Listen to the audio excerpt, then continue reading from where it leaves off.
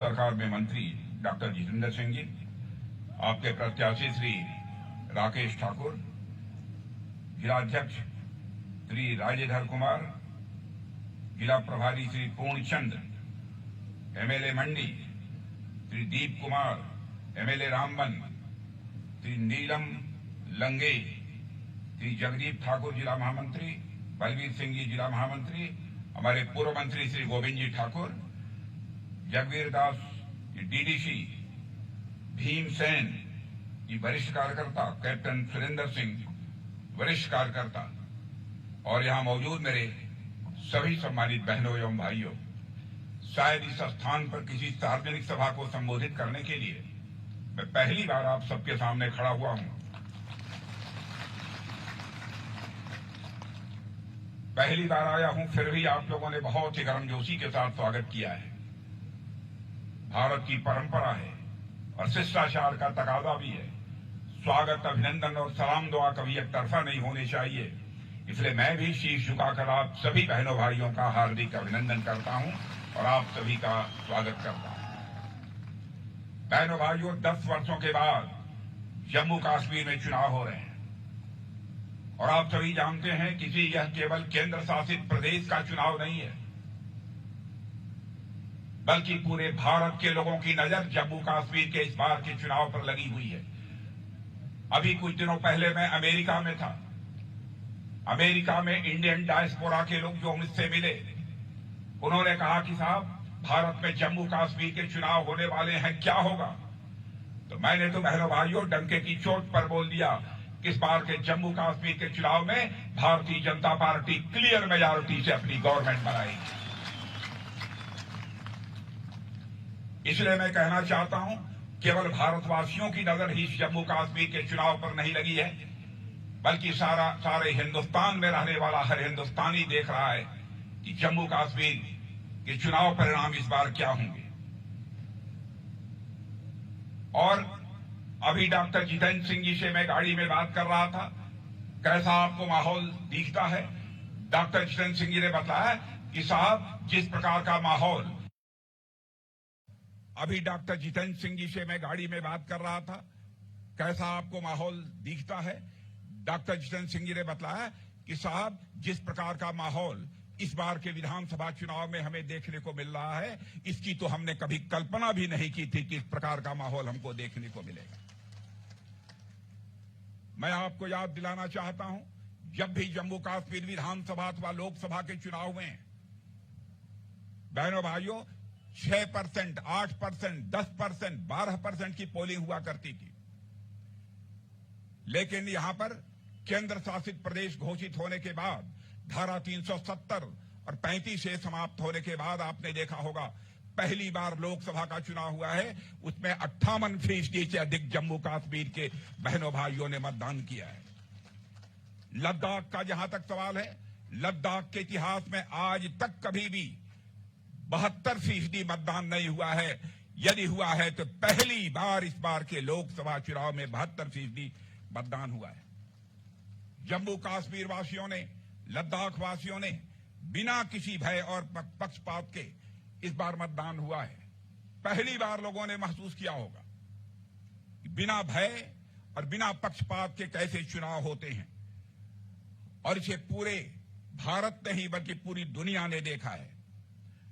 और मैं मानता हूं कि जम्मू कश्मीर में यह बदलाव का एक बहुत बड़ा संकेत है।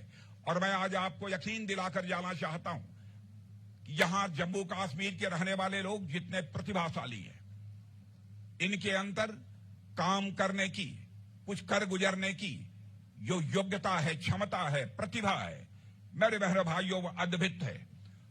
और मैं विश्वास के साथ कहता हूं कि 10 वर्षों तक यदि भारतीय जनता पार्टी की सरकार यहां चले तो हमारा जम्मू कश्मीर हिंदुस्तान का नंबर 1 राज्य बनकर रहेगा। मैं विश्वास के साथ कह सकता हूं। आप ये कहेंगे कि किस आधार पर जम्मू और कश्मीर को एक विकसित राज्य बनाने की बात आप करते हैं?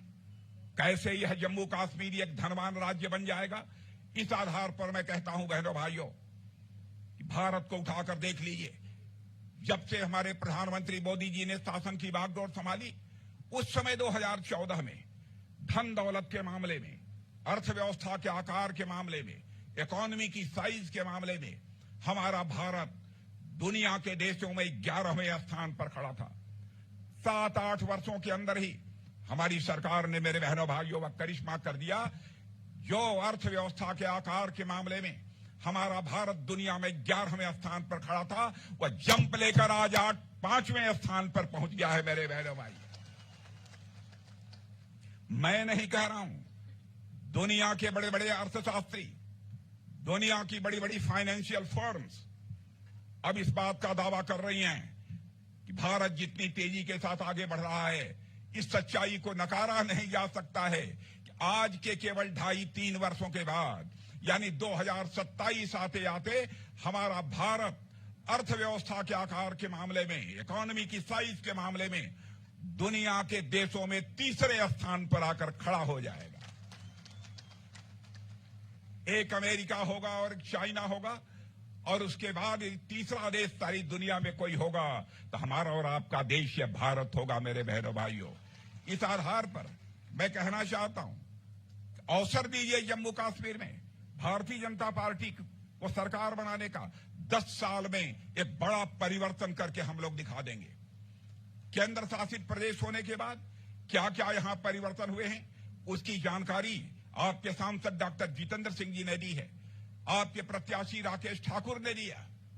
मैं उस बहुत विस्तार में नहीं जाना चाहता हूं। कितनी सड़कें बनी हैं, कितना काम हुआ है, क्या क्या सुविधाएं लोगों को प्राप्त हुई हैं।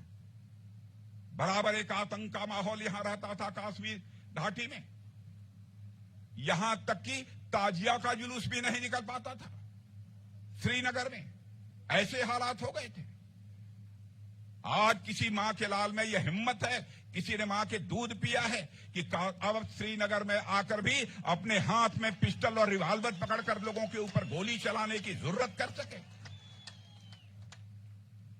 बहनों भाइयों, सरकार चलाने के लिए, प्रदेश और देश बनाने के लिए जहां कौशल की जरूरत होती है, स्किल की जरूरत होती है, दिल के तड़पन की जरूरत होती है, वहीं पर मजबूत कलेजे वाला भी प्रधानमंत्री और मुख्यमंत्री चाहिए, तभी किसी राज्य और देश का विकास हो सकता है।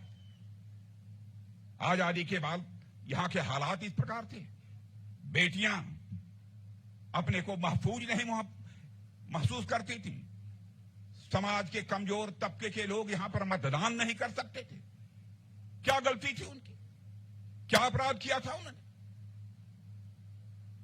लंबे समय तक केंद्र में कांग्रेस की सरकार रहने के बावजूद उनको अपने इस मौलिक अधिकार से वंचित रखा गया।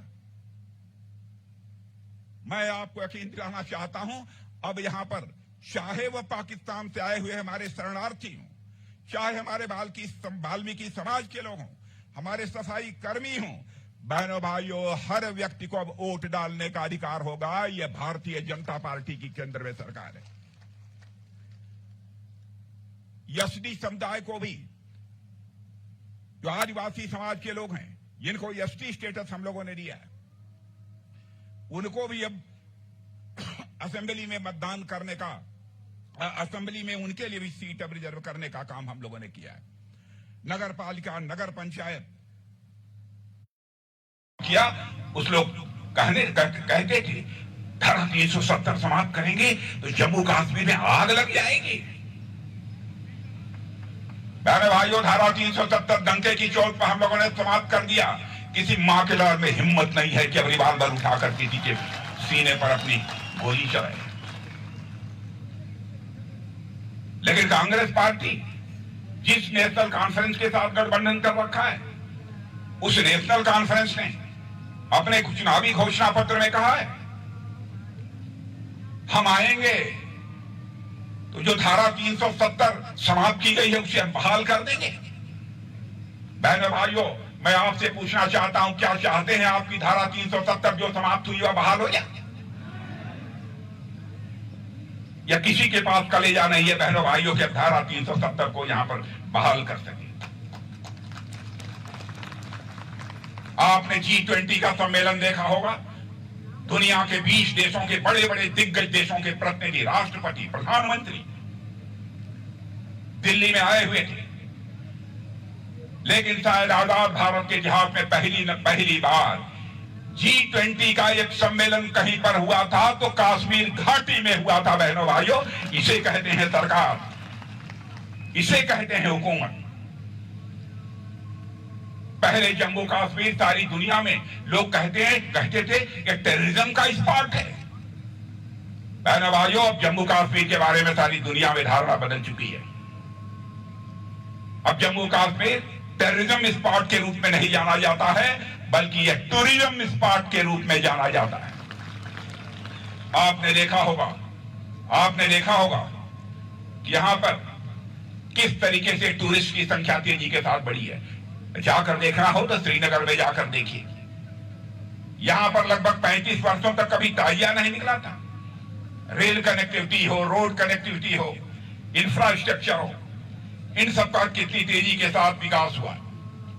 और बॉर्डर के जो अंतिम गांव हैं, जिनकी बराबर उपेक्षा होती रही है, मैं भारत का रक्षा मंत्री होने के नाते मैं कहना चाहता हूं बहनों भाइयों, हम लोगों ने अपने प्रधानमंत्री के नेतृत्व में यह फैसला किया है कि बॉर्डर के पास का जो अंतिम गांव होगा, अब वह इस देश का अंतिम गांव नहीं कहा जाएगा, बल्कि इस देश का पहला गांव कहा जाएगा। बहनों भाइयों, उस बॉर्डर के गांवों का भी हम तेजी के साथ विकास करेंगे। जम्मू कश्मीर जाने में पहले 12 से 14 घंटे लगते थे। राकेश ठाकुर से मैं पूछ रहा था अब कितने घंटे लगते हैं। इन्होंने कहा साहब अब जम्मू से कश्मीर जाना होता है तो हमको 4 साढ़े 4 घंटे लगते हैं। बहनों भाइयों, इस तरीके से हुकूमत यदि ठीक रहे, अच्छी हो, काम करने वाली है, बहुत बड़ा परिवर्तन लाया जा सकता है। मेरी जहां तक जानकारी है 2019 के बाद जम्मू कश्मीर के विकास पर हमारी सरकार ने 38,000 करोड़ 38,000 करोड़ रुपया इन्वेस्ट किया है। पहले कश्मीर वैली में चले जाइए, बहुत सारे नौजवानों के हाथों में पिस्टल और रिवॉल्वर हुआ करती थी। आज जाकर परिवर्तन देख लीजिए, आज उनके हाथों में पिस्टल रिवॉल्वर नहीं है, बल्कि लैपटॉप है और कंप्यूटर आपको देखने को मिलेगा। यह बड़ा बदलाव आया है। 2022 के बाद एक भी पत्थरबाजी की कोई घटना नहीं हुई। कांग्रेस कहते हैं कि 370 को फिर से लाएंगे, लाकर दिखाओ यदि हिम्मत है। जब तक भारतीय जनता पार्टी हिंदुस्तान में रहेगी बहनों भाइयों, कोई मां का लाल यहां धारा 370 इम्पोज नहीं कर सकता है। आपने नेशनल कांग्रेस को भी देखा है, पीडीपी को भी देखा है, कांग्रेस को भी देखा है, सारी राजनीतिक पार्टियों को देखा है। बहनों भाइयों, जिस समय यहां पर पीडीपी की सरकार थी, मैं भारत का गृहमंत्री था। बराबर आकर उस समय के मुख्यमंत्री महबूबा जी से मैं कहता था हालात सामान्य होने चाहिए। यहां तक कि मेंबर ऑफ पार्लियामेंट का एक डेलीगेशन मेरे गृहमंत्री रहते हुए मेरे नेतृत्व में यहां पर आया था। मैं विरोधी दल के कुछ सांसदों को, वरिष्ठ सांसदों को, जिसमें शरद यादव जी भी उस समय थे, कम्युनिस्ट पार्टी के भी नेता थे, मैंने कहा कि हम तो भारतीय जनता पार्टी के हैं, हमसे यह सब हुर्रियत वाले लोग हमसे जलते हैं, हमको देखकर चिढ़ते हैं। लेकिन मैं चाहता हूं कि श्रीनगर में अमन अमान के हालात कायम होना चाहिए। यदि आप लोग यह बात करिए तो हम बात करने के लिए तैयार हैं, लेकिन शांति चाहिए, शांति की बहाली हम कश्मीर में चाहते हैं।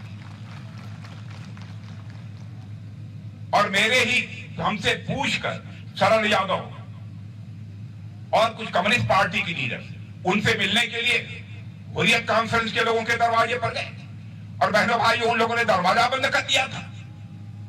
हमारे देश के वरिष्ठ सांसदों से वह बात नहीं करेंगे। छोटे मासूम बच्चों के ऊपर, जिनके ऊपर केसेस लगे थे, बार बार वहां की जनता कहती थी कश्मीर की कि गृह मंत्री जी मासूम बच्चे हैं, छोटे बच्चे हैं, इनके केसेस को विड्रॉ कर ली। उस समय की मुख्यमंत्री से बात किया मैंने कहा कि मैं आप इस बात की मैं इजाजत देता हूं कि जो मासूम और छोटे बच्चे हैं जिन पर मुकदमे लगे हैं वो वापस कर लिए जाए। कलेजा खोलकर कश्मीर में हालात को काबू पाने के लिए, हालात को बेहतर करने के लिए जो कुछ भी करना था बहने भाइयों हम लोगों ने किया। लेकिन जिस तरीके से उन्हें रिस्पॉन्ड करना चाहिए था, इन लोगों ने नहीं किया। आतंकवादियों के प्रति हमदर्दी हुआ करती थी। अभी मैंने सुना कि नेशनल कॉन्फ्रेंस के लीडर उमर अब्दुल्ला साहब ने क्या कहा है, कहा अफजाल गुरु को फांसी नहीं होनी चाहिए थी। मैं पूछना चाहता हूं उमर अब्दुल्ला साहब से कि अफजाल गुरु का फांसी नहीं होनी चाहिए थी, क्या उन्हें सार्वजनिक रूप से माला पहनाया जाना चाहिए, क्या किया जाना चाहिए? इस सवाल का मैं आपसे जवाब चाहता हूं। और ये लोग कहते हैं हम फिर से 370 को बहाल करेंगे। मेरे भाइयों, यहां पर 5 सालों में आपको जानकर खुशी होगी, शायद आंकड़ों की जानकारी आपको नहीं होगी। 40,000 की भर्तियां हम लोगों ने की, 40,000 की भर्तियां की। और हमारा एक बगल में पाक अधिकृत काश्मीर है पीओके, क्या बदनाम है पीओके के बारे में? बहनों भाइयों, यहां भी सरकार बनाइए। यहां के विकास को देखकर पीओके के लोग कहेंगे कि अब हम पाकिस्तान के साथ नहीं रहना चाहते, हम भारत के साथ जाना चाहते हैं।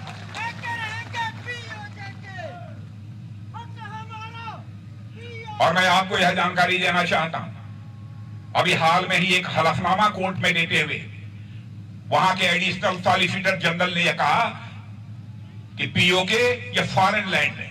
मैं पीओके के लोगों से कहना चाहता हूं, पाकिस्तान के लोग आपको फॉरेनर मानते हैं, आपको विदेशी मानते हैं, लेकिन भारत के लोग आपको विदेशी नहीं मानते हैं। पीओके के लोगों को हम अपना मानते हैं। आइए हमारे साथ आइए।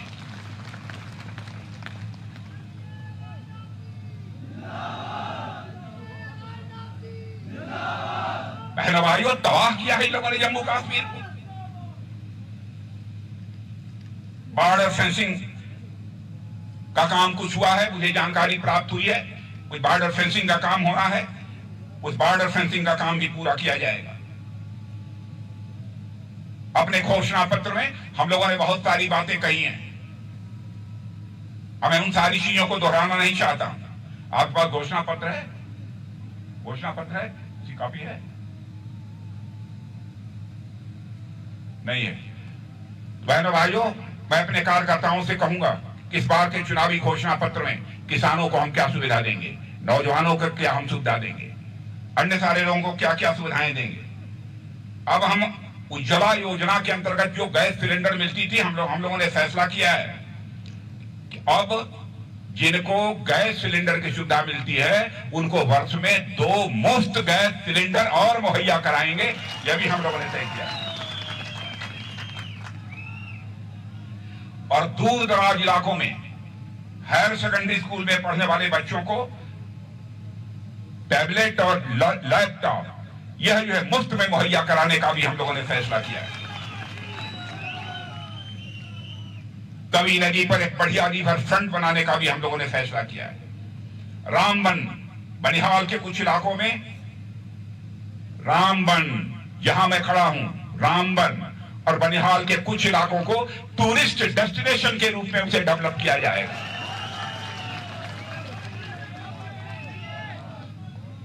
जम्मू और श्रीनगर में मेट्रो रेल कनेक्टिविटी दोनों शहरों में होगी, आपको यह मैं विश्वास दिलाना चाहता हूं।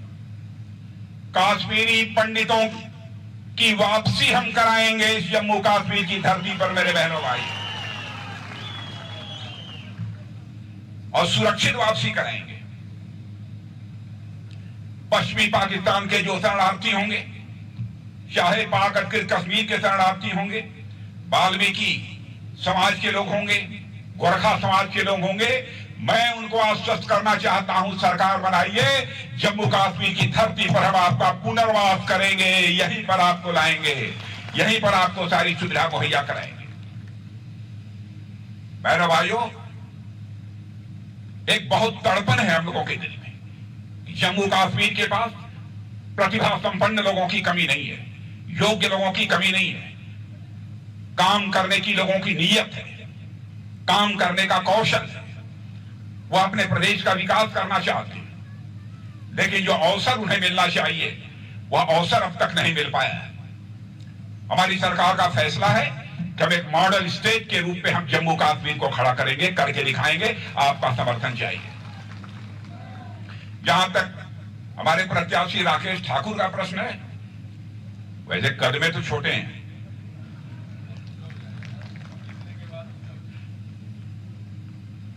लेकिन डॉक्टर जितेंद्र सिंह जी कह रहे हैं कि राकेश ठाकुर जीतने के बाद ऊंचा हो जाएगा।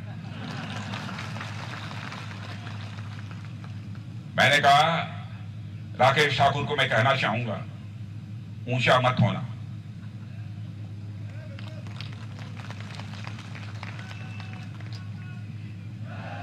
पहले भाइयों, हम राजनीति करते हैं तो केवल सरकार बनाने के लिए राजनीति नहीं करते हैं।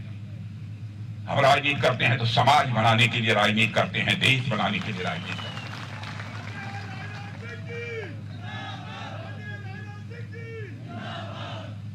अपनी विनम्रता और शालीनता आप कभी मत खोना।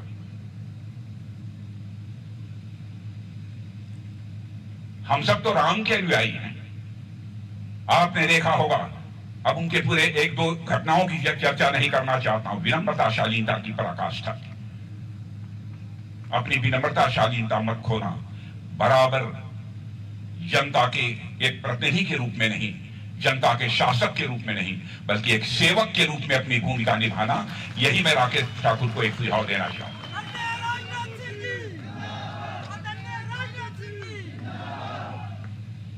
बहनों भाइयों, डॉक्टर जितेंद्र सिंह जी आपके सांसद हैं। आप कहेंगे कि वह मौजूद है, इसलिए बात मैं कह रहा हूं। इनकी गैर मौजूदगी में भी मैं ये बात कहता हूं, जिस प्रकार की जनप्रतिनिधि डॉक्टर जितेंद्र सिंह जी हैं, बहनों भाइयों, इतने विनम्र, इतने शालीन कि आपको ढूंढे नहीं मिलेंगे, बहुत कम लोग मिलते हैं। और डॉक्टर जितेंद्र सिंह की योग्यता, प्रतिभा, क्षमता का जहां तक सवाल है, पता नहीं उनके संसद के भाषण को आपने सुना है अथवा नहीं सुना है। जिस समय आपके डॉक्टर जितेंद्र सिंह संसद में बोलने के लिए खड़े होते हैं, संसद में पिन ड्रॉप साइलेंस होता है मेरे बहन।